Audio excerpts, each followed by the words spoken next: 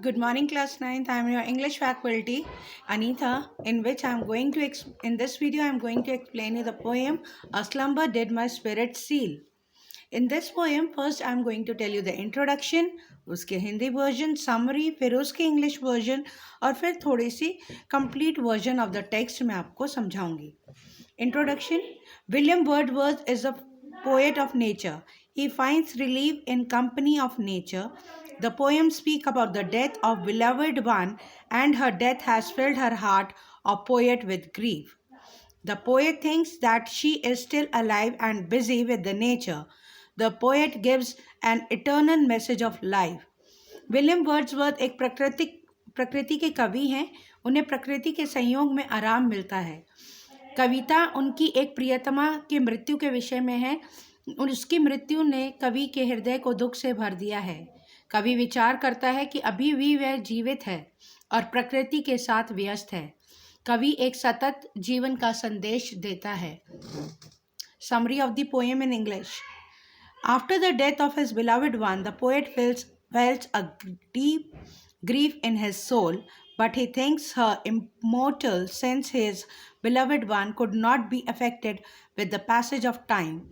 Now she has got no movement and she is unable to either hear or see because of death. She is sleeping and working peacefully with the nature. She is rather in the moment with the earth, like rocks, stones, and trees. The poet does not feel her dead, rather she is busy with nature. अपनी प्रियतमा की मृत्यु के उपरांत कवि अपनी प्रियतमा के गहन शोक का अनुभव करता है, परंतु वह इसे अमर मानता है क्योंकि उसकी प्रियतमा को समय प्रभावित नहीं कर सकता. ठीक है, उसमें इस समय कोई गति नहीं है. वह मृत्यु के बाद देखने तथा सुनने से नदारद है, यानी कि सुन नहीं सकती है, परंतु वह शांति से प्रकृति के साथ सो तथा कार्य कर रही है. वह भूमि के साथ अन्य वस्तुएं जैसे चट्टानों, पत्थरों और वृक्षों के साथ गतिशील है. कवि उसे मृत नहीं मानता, बल्कि वह तो प्रकृति के संग व्यस्त है. Complete version of Hindi text. यह कविता एक this poem is about the death of a loved one. How does the poet feel when he thinks about her death. ये कविता एक प्रियतमा की मृत्यु संबंधी पोएम है कि पोएट को कैसा फील होता है उसकी मृत्यु के बाद. पहला स्टैंजा है जिसका हिंदी अनुवाद मैं आप लोगों को बता रही हूँ. A slumber did my spirit seal, I had no human fears, she seemed a thing that could not feel the touch of the earthy ears. प्रियतमा की मृत्यु ने कवि की आत्मा को गहरा शोक दिया है. उसे अब किसी प्रकार का मानव डर नहीं है. कवि को अपनी प्रियतमा ऐसी लगती है कि वह अमर है जिसे संसार रूपी समय छू नहीं सकता.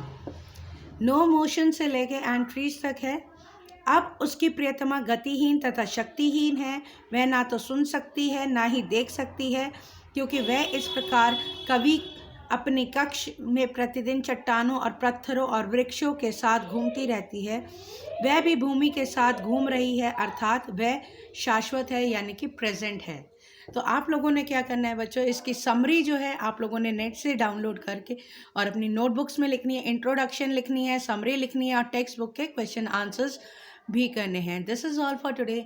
Till then stay home, stay safe and bye for now.